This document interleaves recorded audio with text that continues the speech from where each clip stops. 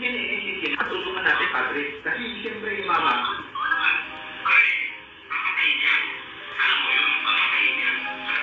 Ay, nakakaingan. Alam mo yung nakakaingan. Ang magkakatawa niya, ano mangyari yan? Alam mo naman, kaya nakakita puso mamatayan. Alam mo naman yun. Maraming mga patay na tao ngayon, hindi yung pinabalik. What an explosive video, sir. Nakakaiyak. Alam niyo po, nakakaiyak. Alam niyo, ayoko umiyak eh. Kasi matapang yung ano ko eh, yung aking, ano dito sa akin mga kababayan. Pero sa totoo lang, sa tagal ko po kong nakikipaglaban sa mga demonyong ito. Napakasakit kasi ako po, nag-devote ako ng since 2015 bilang isang vlogger. Na sinuportahan ko to mga tao, to mga demonyo pala, at willing patayin kayo, patayin ako, patayin ang lahat. I spend my own money. Pabalik-balik sa Pilipinas, kampanya ni Piso, dahil umasa ako na ibangon yung mga Pilipino. Tapos nakita ko ngayon, sa pinakita niyong video, na handa silang patayin tayo, handa silang gurgurin tayo, dahil nagsasabi tayo ng katotohanan. Ito naman handa ko itong ipakita. At kung hinihiling ng taong bayan, hindi ako mag-aatubili na ipakita. Pwede mo ipakita dito, sir? Kasi, baka baka magkaroon ng sa inyo. Baka magkaroon sa inyo ng, syempre, I'm worried of your life. Okay? Kasi itong mga information na nakarating sa akin, A1 talaga na marami talagang gustong umareglo sa'yo. So sir, babasagin ka nila sa May 13. Hindi naman imposible yan eh. Pwedeng mo bang sabihin dito or ipakita sa amin kahit konti lang sir? Kahit konti lang. Sige po, para sa kapakanan ng taong bayan at ito po okay. Ito po, ayan, antayin niyo po. Ayan. Pag ganito, Oh my God. tayo mamamagitan. Okay? Kasi nga yung mama, pag ganito, tayo mamamagitan. Okay? Kasi nga yung mama, ayan. Ito po yung dali po, ibabalik natin, yung nangangamoy director, kumbaga, itong kaibigan ko, wow. Parang pagka nagmaterialize itong gawin siyang director, ay i-promote, maaari siyang maging director sa isang government agency. Pag nagawa nila ang plano. Teka lang antalain muna kita. Sir, kayo po yan nakaupo? Ako po yung nakaupo na naka-stripe na blue na walang buhok. Okay. Halata naman na ikaw yun. Ito po yung aking kaibigan na dati kong kasamahan sa trabaho. So, yan. So yan po yung yan. Yan yung kaibigan mo na naka-blurred na yan. Tapos ikaw. Opo. So, dating taga-PIDEA. So, tinitigan ko po kasi sir yung date. That is May 1. May 1 po. May 1. Tapos 10:32. Ayan. Okay. 10:32. 10:32. Ayan. Pwede nyo po i-play uli? Opo. Ito po. ganito, tayo mamamagitan. Sandali lang po, ito po yung kausap niya na doon sa video call, yung taong inutusan para tawagan siya, para ihatid sa akin yung mensahe. Ito po, tuloy po natin to. Kasi nga yung mama, Nangangamoy director, ha? Ganito, pakinggan mo na ako yan. Ganito po yan. Nung pumutok yan, nagkausap kami. Sabi ko, kuya, masalimugot yan. Nag-aaway ang Duterte at Marcos. Okay? Pwede niyo po i-stop muna? Opo. Sige po. Ito po. Opo. Natin. Okay, sir. So, dyan sa na yan, okay? Yung ang sinasabi nitong yung naka-green, sabi niya, kuyang, nag-aaway ang Duterte at Marcos. Kasi po, ibabalik ko po. Ibabalik ko po. Yan. Kuya, masalimugot yan. Nag-aaway ang Duterte at Marcos. Okay, stop nyo nga po. Totoo naman po na sinabi niya sa akin yan nung pumutok itong yung pagkakalabas nung pre-ops doon sa vlog ninyo na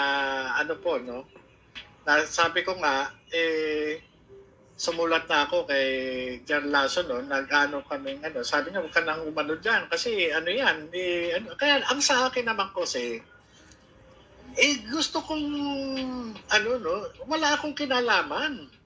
Kaya ako sumulat kay General Lasso para patunayan na magkaroon na investigation sa PIDEA na wala akong kinalaman diyan na kasi talagang nagulat din ako, kaya nga sinasabi ko nga sa inyo, tinatanong niyo ako, meron ka bang galit? Sa totoo lang, galit talaga ako sa inyo. Sorry. Dahil nga, sabi ko, illegal ito Hindi, yung mga nasa likod na nagpadala sa inyo niyan, hindi man lang nila inisip. Tingnan nyo, sa halip na nagbistula akong suspect Nagbistula akong suspect sa Senado. Yun na nga parang siya na ang suspect. Sir, wala akong dito Alam mo, habang piniplay mo yan, talagang nakakagimbal. Dahil yan mismo yung sinabi mo doon sa Senate hearing na, yung sinasabi mo na wag nag-awayan ng Duterte at Marcos. Accurate po talaga yung statement ninyo. At hindi naman po siguro AI yung pinapakita nyo. Sir, kasi kayo yan, walang buhok. Sorry po. Opo, yan po. Tuloy po pa natin, Tuloy po natin.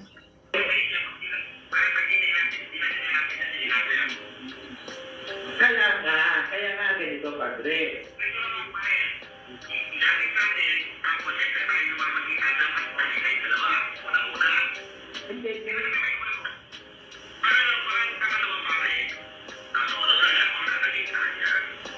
So, pwede mo i-stop? Opo. Kasi ito po yun, kung mapapansin nyo, sa una, parang ang dating, tinawagan itong kaibigan ko, hindi ko alam kung may previous na pag-uusap na sila, Parang ang dating, parang tutulungan ako na pero nung tumatagal yung pag-usap nila, nandun na yung sinasabi na papatayin ako, ganun Tapos, yung mga habang lumalalim na yung pag-uusap, pumapasok na yung pangalang James Kumar, pumapasok na yung Bombay, pumapasok na yung Lam, yung Lisa, pumapasok na tinawagan siya nung gabi, yung nagsasalita doon sa video call, tinawagan siya nung gabi nung James Kumar, at yun nga, ang tinawagan din na ang kumausap doon sa kay James Kumar, yung Lam o yung Lisa. Kaya tingnan niyo yung nung una, parang nagpapanggap lang na tutulungan ako, pero yung pala, later on, parang meron na silang pag-uusap. Meron na silang, ganun Parang, ganun sir, sir, bago mo i-play parang yung video. pre-plan ito parang pre-plan, itong na to, Kasi, Plano na nga yan, Morales, para patayin ka. Kasi ito yung may interview ako nito kay Attorney Roque, sa Grabe. yun yung ituloy po natin kung may tanong po ba Sir, kayo? wag mo muna tuloy, sir, ganito. Ang question ko, sir, muna, grabe, kinakabahan po ako habang nanonood ako, yung nakalagay, sumunod lang siya kung anong sasabihin sa kanya. 'Di ba? Sumunod lang siya. Ikaw to, 'di ba? Opo, ako po yun. Sumunod lang. Kung man, ang instruction na parang sumunod ka lang na parang sabi ko, bakit talagang ganun ka, yung kumbaga sa may command Parang ito yung gusto nilang gawin sa akin na wag na lang ako kung anong sasabihin na, tumahimik ka, umupo ka, ganyan. Ganun na lang ang pangyayari. Kasi, kaya nga sabi ko nga, ano ba to? Akala ko ba sinasabi nila hindi totoo yung Yun na nga Akala ko ba sinasabi nila ganito? Akala hindi totoo ang report, pero yun pala, iipitin na. Yes, yun nga po kung ikaw ay nagsisinungaling, kung ikaw ay nag-umimbento ka lang, bakit may mga forces o may mga taong pumunta sa'yo para, ito na nga yung napapanood namin, sir, na iba-bribe ka. Sir, kaya pwede i-play nyo na po para... Sige po. Ayan.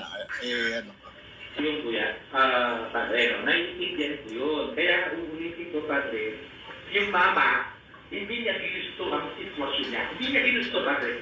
Never. Sinabi ko na, pero kaya mo hawakan yan. Kaya mo siya hawakan. Kaya mong hawakan, ah. Yung mensahe. Pero yung sariling desisyon. Siguro may balak na patayin na siya, papatay na. Kaya na. Ibig sabihin, padre, Sir, ayan. Ayan, sir. Ano yan? Opo. Okay. Pwede niyo po Yung binanggit po, Pwede niyo ito po po, ibalik. balik natin, yung binanggit na si Lam, na Okay. kasi nga, ang lumalabas nito, may previous conversation na sila, may previous conversation na sila na yung kasi kaya nga sinasabi na huwag kang magbabanggit ng pangalan, kaya nga sabi nga nitong si Kuyang, marunong naman siyang humawak ng information. Kaya sabi niya, alam mo naman si Lam, alam mo naman. Ibig sabihin, alam mo naman si Lam, ibig sabihin, hindi basta-basta, no? Kumbaga sa pagka nagkamali ka, may pagkakalagyan ka. Papatayin ka talaga. So, okay. So, tuloy na po natin. Opo. Sinabi ko na, pero kaya mo hawakan yan. Kaya mo siya hawakan. Kaya mong hawakan, ha? Ganun pala, ha? Grabe ang balak. Gusto na talaga nila palang ipagurgur. Kaya kong iparating yung mensahe. Pero yung sariling desisyon. Kaya na. Ibig sabihin, padre, padre, marunong tayo mawak ng informasyon. Huwag daw po sila. Ang sinasabi ko, padre, kung ano naging desisyon niya, sa kanya yun, padre, diba? Kahit kabubuti niya yun. Siyempre ako, itutuloy ko. Papansikin ko sino yung gustong mga pangalan yung sinasabi mo. Wala akong papansikin. Ang sinasabi ko, yung solusyon, remedyo, or what, siya magdidesisyon sa sarili niya. Kasi diba? Patahimikin. Ay, ano mo nga po yan? Stop nyo nga po. Patahimikin. Baka inutusan na siyang biglang patayin, Ang barilin. sabi po dyan yan, ang gagawin daw sa inyo, Take advantage, ay meaning. papatahimikin kayo. Opo. Papatayin daw kayo. Yung po muna, papatahimikin. Yung gusto nila, parang yung negosyasyon na ito, na ang purpose is patahimikin ako, wag akong magsalita. Kumbaga sa hindi na ako mag-testify o yun naman po yun eh. So yun po yun. So capture, Sige, play nyo nga po ulit. Sige po, opo. Pangalan yung sinasabi mo, wala akong papansikin. Ang sinasabi ko, yung solusyon, remedyo, or what, siya magdidesisyon sa sarili niya. Kasi diba?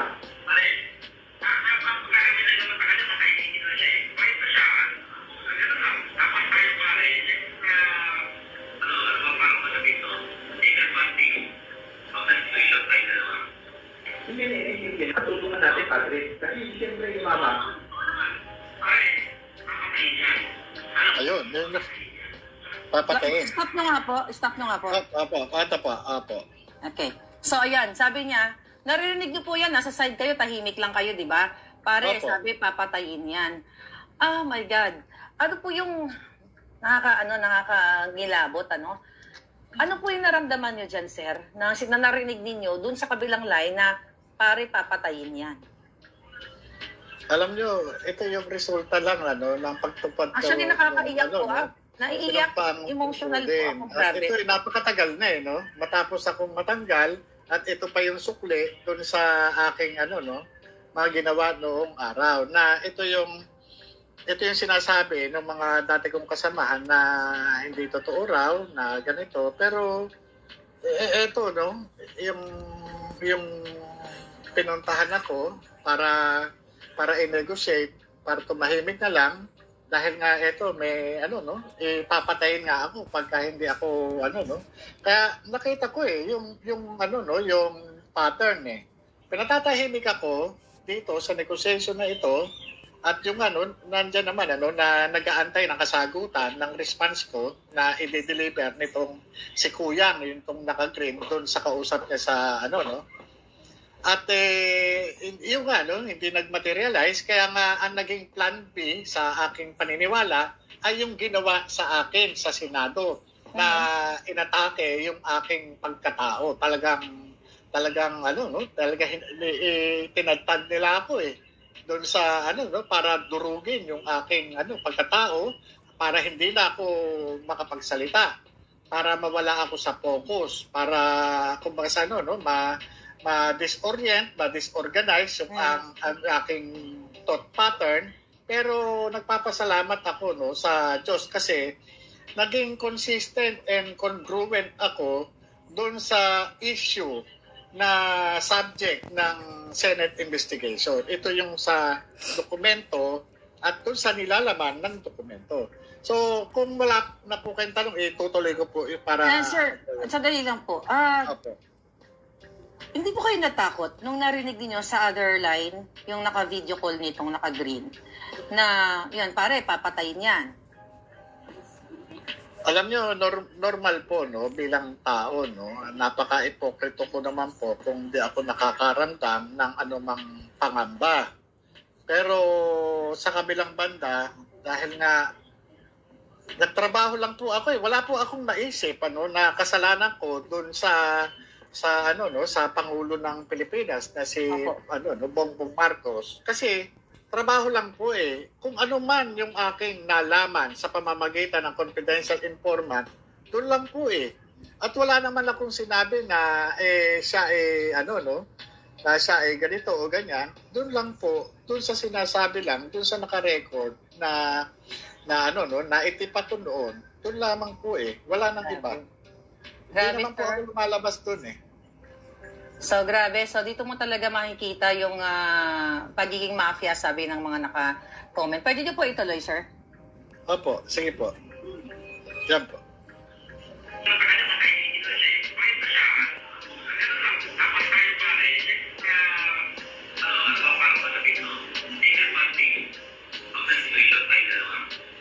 Hindi, tutulungan natin, Padre. Kasi siyempre yung mama,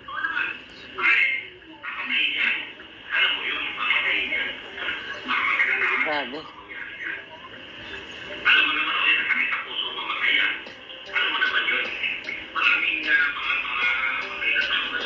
Sir, pwede niyo po itigil? Opo. Yan. Okay. Yan. Sir, grabe yung sinabi na alam mo pare, papatayin yan. Pwedeng may sakit sa puso. You know?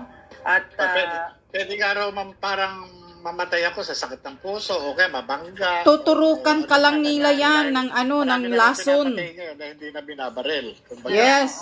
diba? Yan ang purpose sa ano My yan. God. Ibig sabihin Sige, sir, yan, tingnan na po. sa salita dyan, mamamatay ka sa sakit sa puso. May ituturok sila sa iyo. Sige, gano'n na muna. Para nasa stability ka. Yan ang pagkaintindi ko dyan Padre, ano na, pipintas na.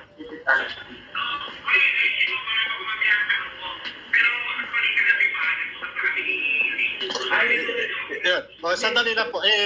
Ano ko po, ito ko muna, no? So, yung una, parang tulungan natin, ano niya, di ba? Pero, eto, lumalabas na, kagabi pa, kinausap na siya ni James Kumar. Oo nga, no? Yeah, ako nga ngayon ko lang na-realize yun Di ba, kagabi? Tama po, no? Buti. Ano ba to? Sabi ko, tapos yun na, sa kanya rin na nadudulas din nadudulas na kagabi, kausap na siya ni James Kumar. Sige po, ano po natin? Yes, sir. Pakipatuloy Sige po. Padre, ano na, pipintas na.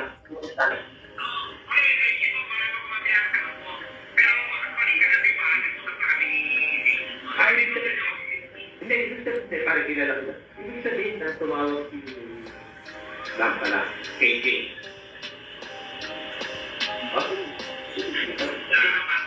Wow, grabe, sir. Yan, narinig na. Pwede niyo po ibalikan yung dulo? Sige po, eto po. Kilala ko. Ibig sabihin na tumawag si Lam pala, KJ.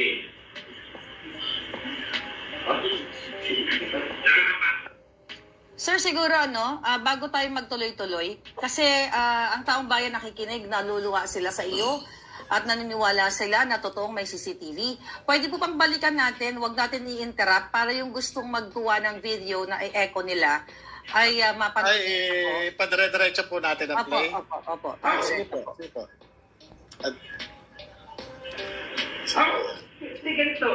Ganito, tayo mamamagitan. Okay? Kasi nga yung mama, ha? Ganito, pakikilo mo na ako yan. Ganito po yan. Nung pumutok yan, nagkausap kami. Sabi ko, kuya, matali mo yan. Nag-aaway ang Duterte at Marcos. Okay? Huwag kang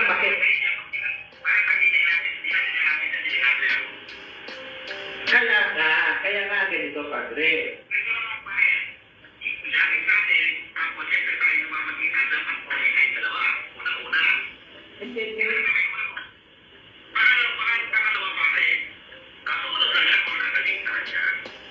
Yung kuya, Padre, naiintindihan ko yun. Kaya uulitin ko, Padre, yung mama, hindi niya ginusto ang sitwasyon niya. Hindi niya ginusto, Padre. Never.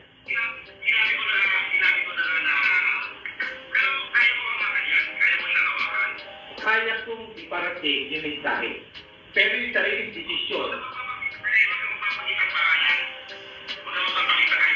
Kaya na. Ibig sabihin, Padre.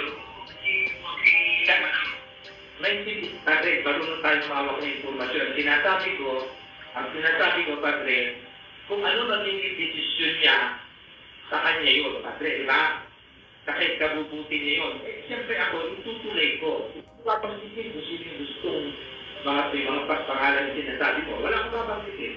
Ang sinasabi ko, Grabing mga sindikato. Talagang mafia itong gobyernong ito. Padre, di ba?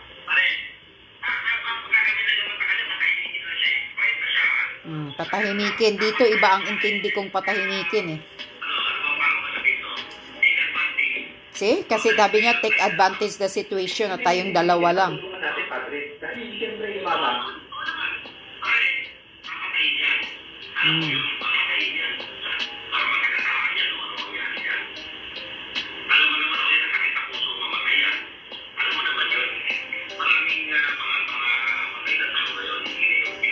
See? Hindi na binabaril. gano'n na muna. Para makapagpabiti ka. Take advantage sa situation na tayong dalawa lang.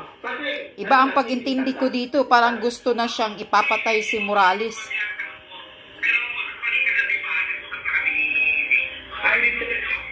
Hindi, parang kilala ko. Ibig sabihin na tumawag si Damsala, KK.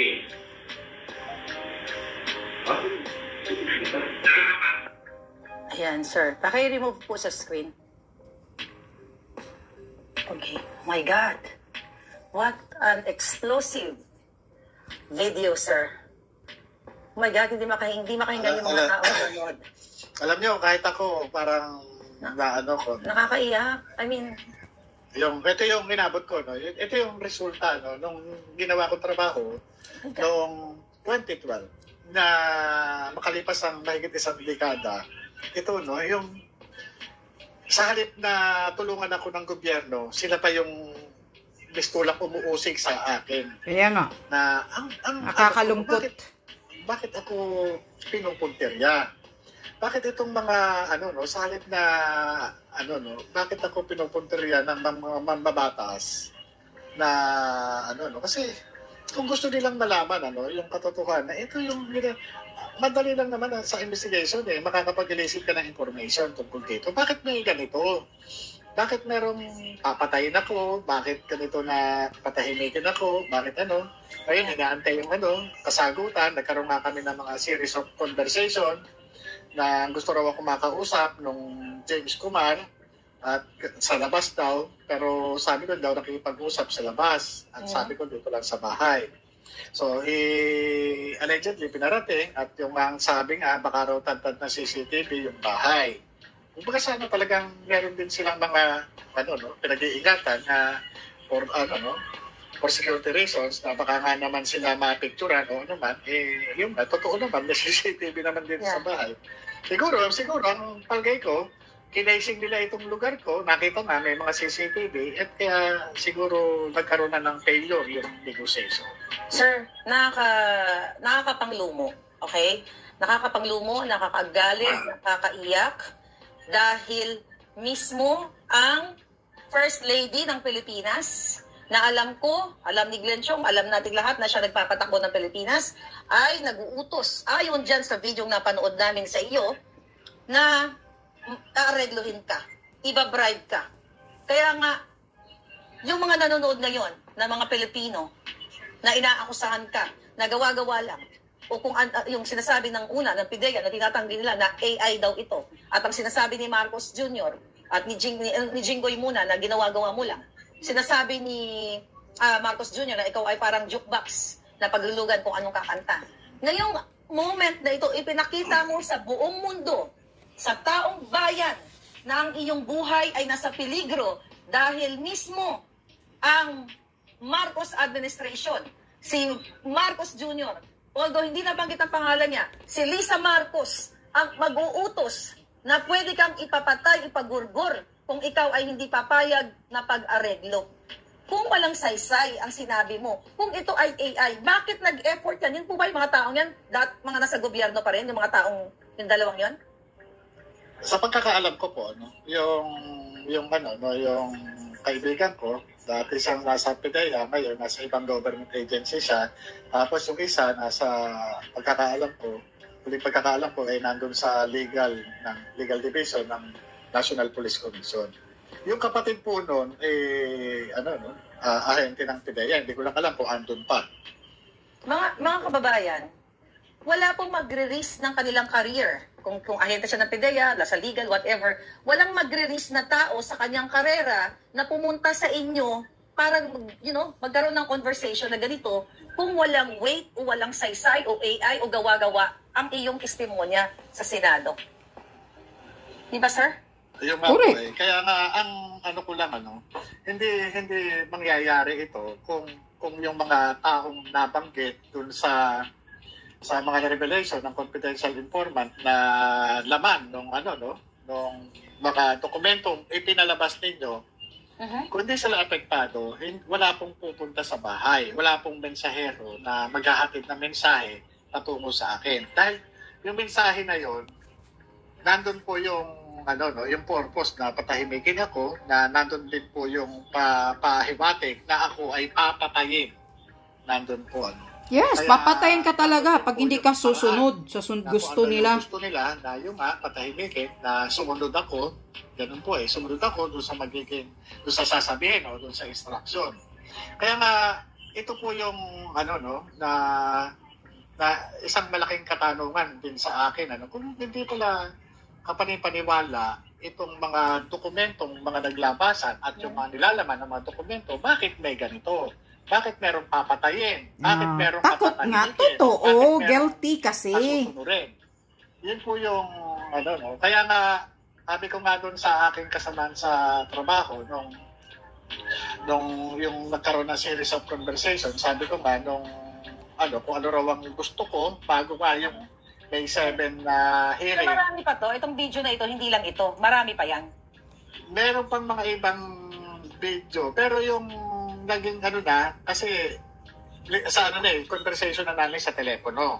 Okay. Pero ito yung pinakita mo, ito yung pinaka-importante na kailangan namin ng taong bayan nanggit si Lisa at Sen Kumar. Opo, ito po yung pinaka-importante na talagang may mga binanggit na pangalan at ano yung purpose at ano yung pinagagawa at ano yung mga klase ng pagbabanta o pahiwatig na pagbabanta. Malinaw na talagang papatayin yan.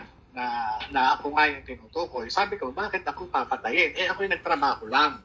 Hindi ko naman sinabi sa kanila na mag-cocaine sila. Hindi ko naman sinabi. Kung ano yung nakita ko, na naging motivation ko, nakita kong litrato, yun lamang po yung naging motivation ko, kaya ko po tinipa, kaya ko po tinanggap itong confidential informant. Wala po akong masamang tinapay sa kanila, wala akong pakialam sa kanila, Ang sa akin lang doon sa confidential informant. Yun lamang po. Actually, sir, napatunayan mo sa buong Pilipino, 100-something million Filipinos, na nagsasabi ka ng totoo. Sabi ko nga kanina, walang siraulong nagtatrabaho sa gobyerno na ilagay sa ganitong sitwasyon ang kanyang sarili na tumawag doon sa kausap niya at nandoon ka, present ka sa tabi, nakikinig ka lang. Walang may, matinong tao na gagawa nito kung ito ay gawa-gawa lang. Alang naman, ilalagay nila ang sarili sa kapahamakan na ganito. Although siguro, hindi nila inisip yung mga taong nag-usap itong dalawa na dumako ka sa ganito. At hindi rin siguro nila naisip na itatanggihan mo yung kanilang offer. Opo, kaya nga po, na, kung makikita niyo yung, yung pangyayari, no? Nagkaroon ng negotiation. Nung nagkaroon ng failure yung negotiation, giniba ako doon sa Senado. Gumamit sila ng kanilang kaalyado doon sa Senado na bakit ako gaganituhin ito? Kumbaga, akala ko nga magiging maayos yung takbo ng investigation at magkakaroon ng elicitation, para doon sa sa subject matter nitong Senate hearing. Pero nagtaka ako dahil siguro na nagkaroon ng failure yung negotiation, yung Senado na hearing ng May 7. Ngayon, bigla na lang nagpa-interview ang ating Pangulo at sinabi na ako ay professional liar.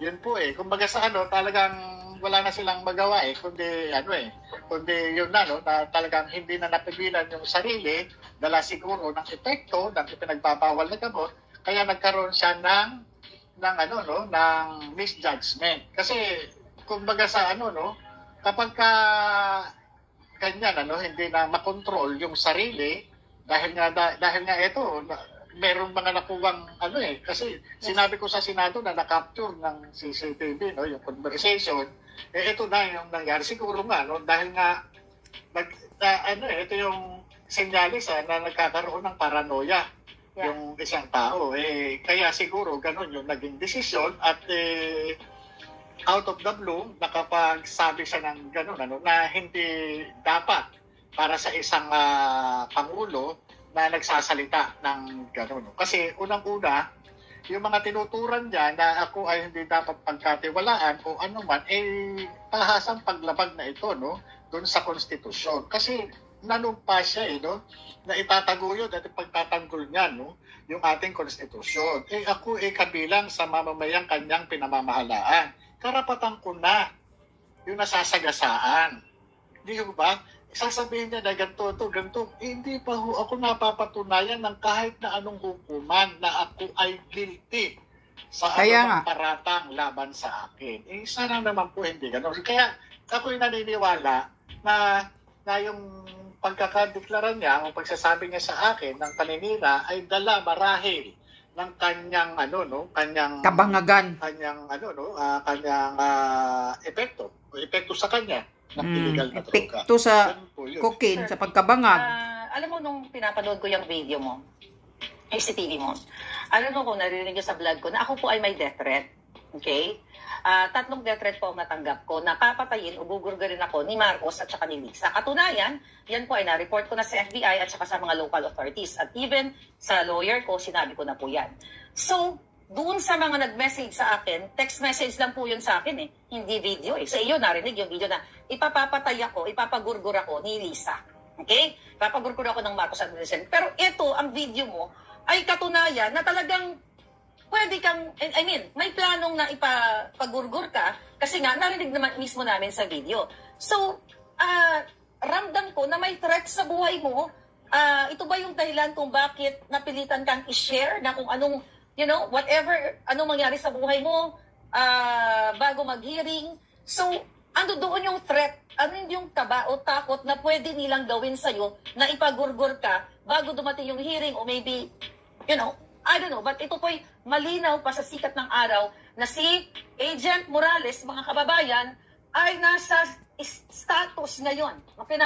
Nasa kasalukuyan nanganganib ang kanyang buhay dahil mismo ang First Lady ng Pilipinas sa utos niya at pakipagsabwatan ni James Kumar dahil dun sa conversation na na-capture ng iyong CCTV, ikaw ay nanganganib ang iyong buhay. Nanganganib. Pero ang jutang din ng gobyernong ito walang ginagawa para protektahan ka. Kasi bakit ka naman po protektahan, sir? Sila mismo ang magpa-plot o mastermind ng paggugurgol sa'yo. At kinumbinsi ka, based sa video pinakita mo, na iba-bribe ka nila. Dahil kung hindi, gugurgurin ka. Anong gusto mong sabihin sa taong bayan na nakikinig ngayon? Eto na lang po ba yung gobyerno na kapag ang isang tao na ginawa lamang yung trabaho niya at it just so happened na si Marcos Jr. ang nakasulat doon sa dokumentong inilabas ko, ay gugurgurin ka o sisindakin ka? Alam nyo, itong nangyari ito matapos yung April 30, yung kauna-unahang hearing. Nangyari po ito. Kinabukasan, May 1, dumating po ito. No? Kaya nga, ang ko dun sa taong bayan, magbasid po kayo, makiramdam. Dahil kung ito nagagawa sa akin, kaya din gawin sa inyo. Correct. Itong mga indicator na ginagawa, nagpapautos sila o ano pa man, hindi nyo ba nakikita na ginagawa ito dun sa mga maisog rally? Na kapag ka magsasagawa ng mga rally ang maisog, Ginigipit. na kapag apply ng permit, bigla na lang kinakansila yung naisong permit. Bakit? Ganon gumamit ng impluensya itong mga nakaupo ngayon sa ating gobyerno. Ginagamit nila, inaabuso nila ang kanilang kapangyarihan laban sa atin. Tignan nyo po, ako'y nagtrabaho lang.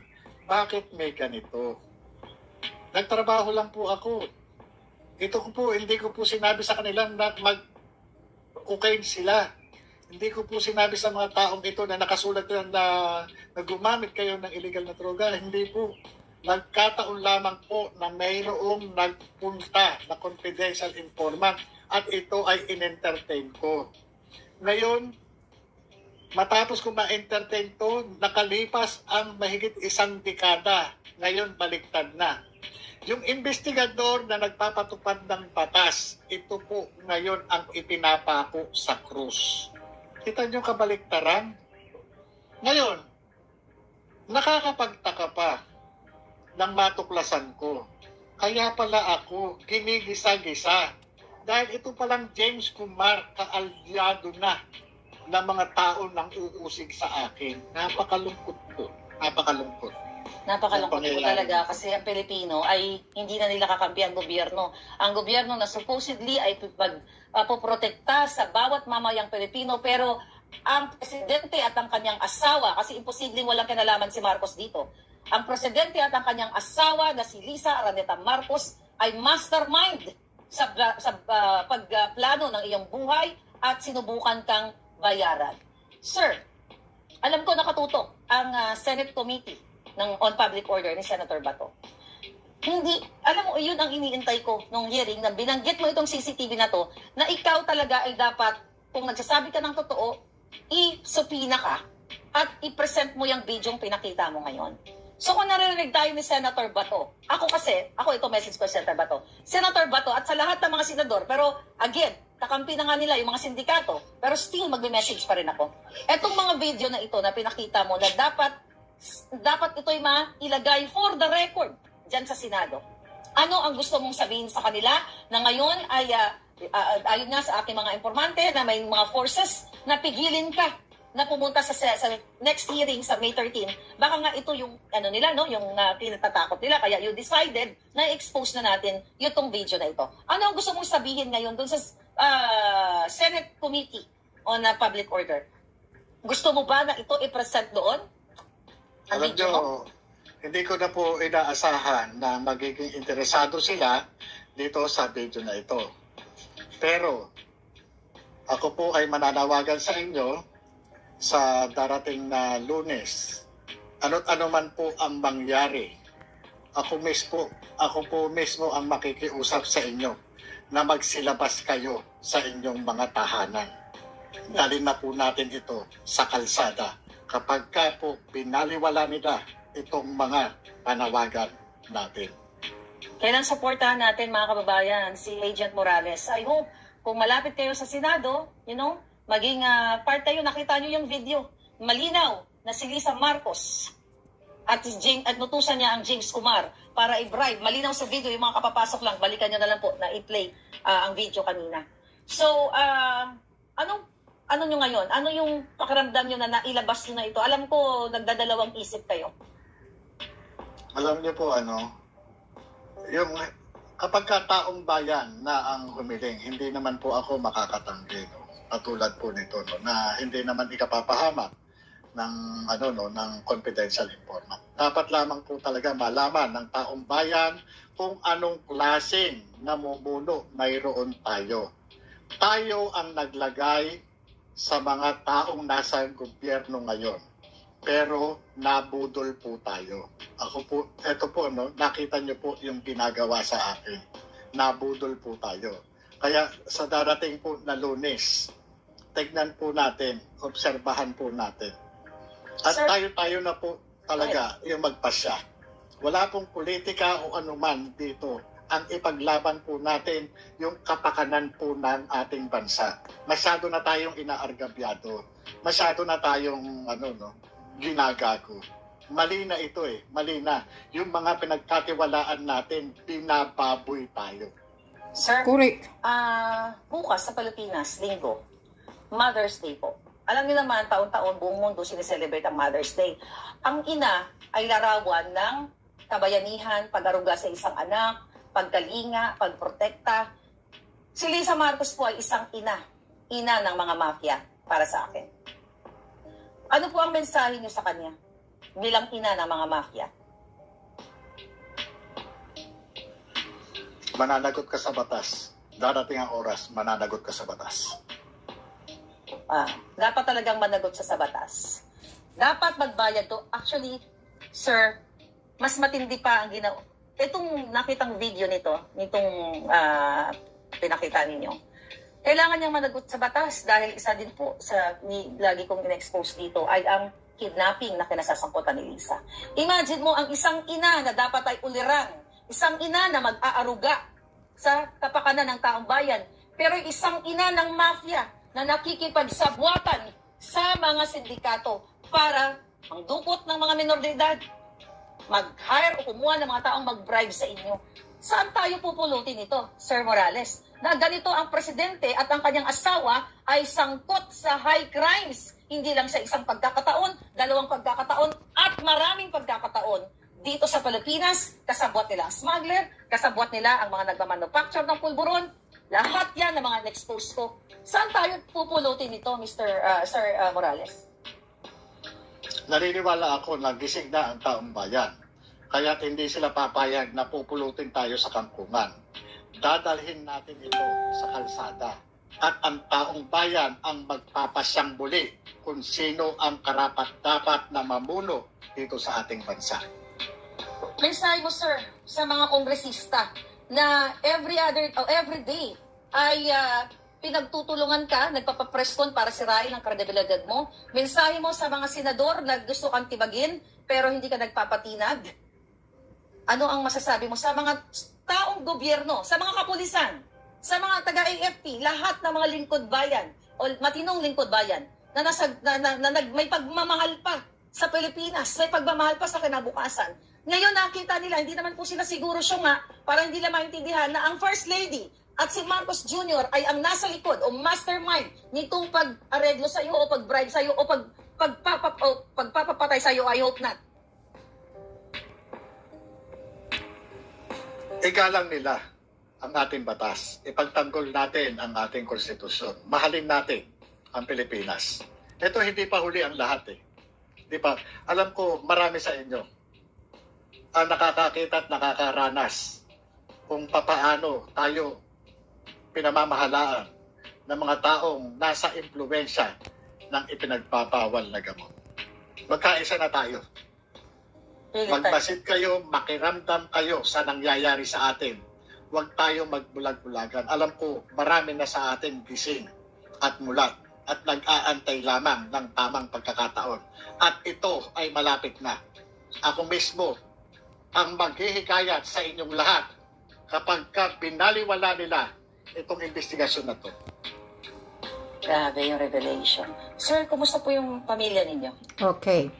Okay, mayroon lang akong comments dito about doon sa naririnig ko doon sa video. Yung sinasabi noong nasa kabilang linya na sinasabihan yung kaibigan niya, yung naka-green na tao na nandyan sa loob ng bahay ni Morales, na sinasabihan, take advantage the situation, na tayong dalawa lang ang nakakaalam. Ang pag-intindi ko dito sa salitang iyan, siguro parang gusto niya nang ipilit na utusan yung, kasi sabi ni Morales yung nasa loob ng bahay niya na naka-green ay kaibigan niya na nasa PDEA. Siguro pilit ng gusto nang ipapatay si Morales. Kasi bakit sinasabihan niya? Anong ibig sabihin ng take advantage na tayong dalawa lang ang nakakaalam? At saka yun, ang isa pa, yung sinasabi niyang baka mamamatay pa yan atake sa puso. Alam mo naman na ang karamihan ngayon namamatay hindi na binabaril. Alam ko din yun, mga taong bayan. Kung alam nyo, natandaan nyo, sino yung kasamahan ni Bantag na inuusig ng DOJ ngayon ng mga kapulisan na nagtatago, di ba namatay na? Sinong pangalan yun? Yung isang kasamahan ni Bantag doon sa Bucor, na di ba dalawa sila ni Bantag ngayon ang inuusig noon? Di ba namatay na yun? Tapos yung findings niya ay namatay dahil atake sa puso daw. Yun ang pumasok sa utak ko. Siguro yun, tinuturukan yun ng lason.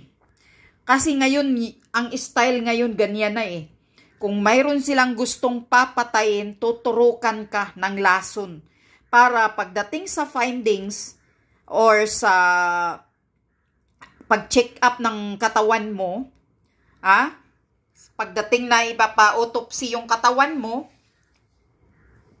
ang lumalabas doon, atake sa puso. Kasi syempre, aatakihin ka, ilason yun eh. Yun. Yun ang malinis na gawain nila ng mga sindikato ngayon. Malinis na gawain pagpatay ngayon ng mga sindikato, ganyan. Tuturukan ka lang ng isang lason. Kaya yun ang naisip ko, na yung kasamahan ni Bantag noon na namatay, kamamatay lang yata last month, di ba? Tapos yung mga balita, inatake sa puso. Yun ang iniisip ko. Yun ang pumasok sa utak ko sa pag-intindi ko. Kasi sinasabi dito, aatakihin sa puso yan. Kasi ang pinapatay, ang mga ngayon, karamihan ngayon, hindi na pinapatay na binabaril. Diba? Ganyan. Kaya, PDEA Agent Morales, mag-iingat ka po. Kahit sino pa ang makipag-usap sa iyo, huwag kang makipag-usap sa labas. Mabuti yun, nasa loob ka ng bahay mo dahil tad-tad yung bahay mo ng CCTV. At least malalaman ng taong bayan at ng pamilya mo kung sino ang gustong papatay sa iyo. At least mayroon kang ebidensya. Kaya pag-ayusin nyo po yung lahat ng CCTV mo sa bahay mo, dagdagan mo pa yun, lahat ng sulok. Sir, dagdagan mo ng CCTV.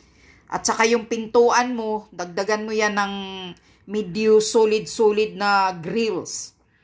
At dagdagan mo yung CCTV mo. Dahil yan lang ang paraan na para mayroong ebidensyang makikita kung sino man ang gustong papatay at kakalawit sa buhay mo. Kasi talagang itong gobyerno, Sir Morales, mahirap nang magtiwala. Wag ka nang magtiwala. Lalo nang minimension ang pangalan ni Lam John. Lam John means, si Lam ay si Leysa Aranita Marcos. Alam ni Maharlika yan. Dahil yan ang nickname niya, Lam. Tingnan nyo. Ganyan kasindikato ang mafia, ang langhiyang gobyernong Marcos na to. Kaya mag-iingat ka, Sir Morales. Andito lang kami sa likuran mo. We always support you, sir. Whatever. Maraming salamat po.